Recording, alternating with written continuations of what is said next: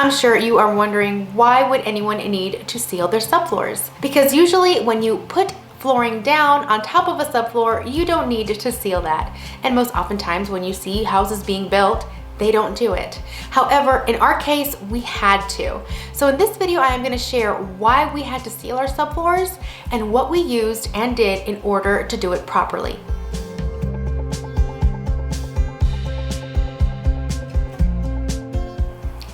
Hey there, this is Yami, your Latina next door. Welcome back. If you've been following along, you know that we've started renovations on our little fixer-upper on 2.5 acres. I just recently shared all of the plans and everything that we're gonna do for this year. I'll go ahead and link to it above in the cards and below in case you haven't seen it yet. Now we're gonna be sharing a lot of process and before and afters in this channel, but some videos are gonna be strictly DIYs so that you can understand the kind of things that we came across during the renovations and how we address them, in case you ever come up with the same issues yourself. So here's what happened when we pulled out the carpets and saw what was underneath. So after I ripped out the floors, I showed y'all that this was wet and I put some baking soda on here to try to dry it out.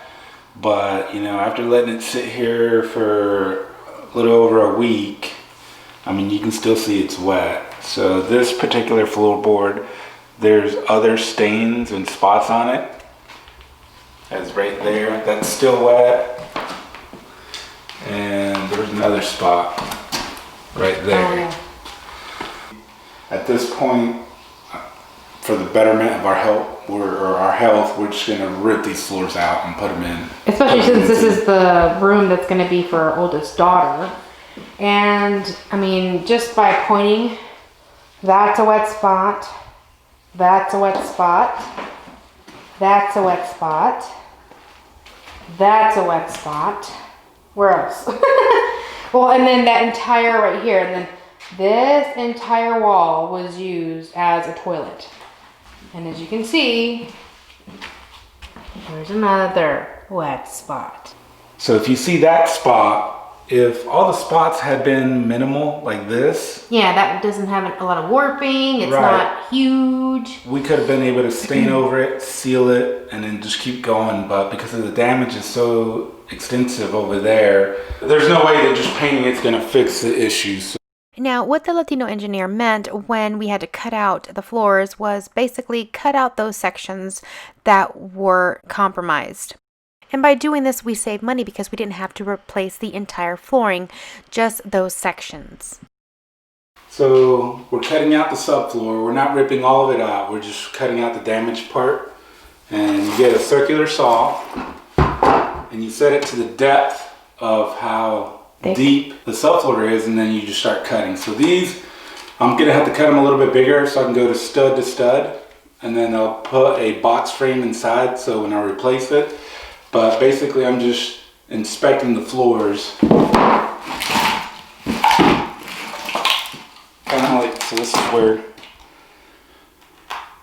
and over here was really bad.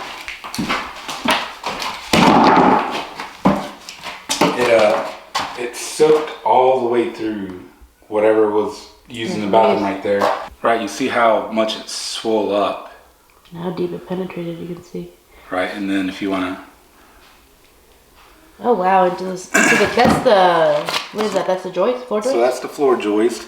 The floor joist is wet, so I'm going to cut this out a little bit more. This is the insulation underneath, and this is wet, so I'm going to have to pull the insulation out right here.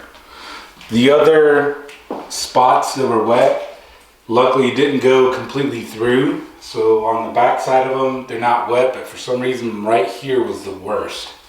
So it's like, and then when I ripped it out, I mean, it smells like uric acid, pure urine. It's terrible. So I'm gonna have to cut this out, treat this piece of wood somehow, you know, with some sort of sealer, shellac, you know, and then continue to just do a little bit further investigation. But yeah, you can't leave a floor like that because that's going to continue to sit there and emit whatever is stuck in the wood, especially since you have the metal nails. So this is where, you know, that'll continue to rust. So So after all of the holes were cut into our subfloors, then the Latino engineer started creating 2x4 wood frames to attach to the floor joists so that once we add the new subflooring, there's a place for us to nail them down. The key here is to get them as close as possible and level to those previous floor joists. That way there are no issues when you put the new subfloor down. Now for some of the areas where the walls butted up to the floors and the flooring was still damaged, we were not able to cut out those sections of subfloor. So we did our research and we found that the best option to seal and make sure that everything was contained and good to go forward was to shellac those sections. And that is what we also did to the floor joist that was damaged. We took it and shellacked everything and made sure that everything was sealed and nothing would penetrate through. Once we did this, we noticed a complete difference in how the rooms smelled. If you're having these same issues right now and are curious as to what types of products we use, we'll go ahead and make sure to add them in the description box below. Then after all of the floor sections were replaced and all of the areas that were not able to be replaced were shellacked, the Latino engineer gave the entire floor 2 coats of oil-based primer. Now this stuff smells super strong, so make sure that everything is well ventilated and you are wearing a mask during the entire process. Now even though we removed and shellacked all of the previous soiled areas, we still wanted to make sure and do 2 coats of oil-based primer. So this is what one of the rooms looked like after the floors were completely painted with oil-based primer. Now, as you can see, there's a little bit of space between the new subflooring sections and the previous subfloor sections, and we actually went in afterwards and caulked everything, sealing all of those seams.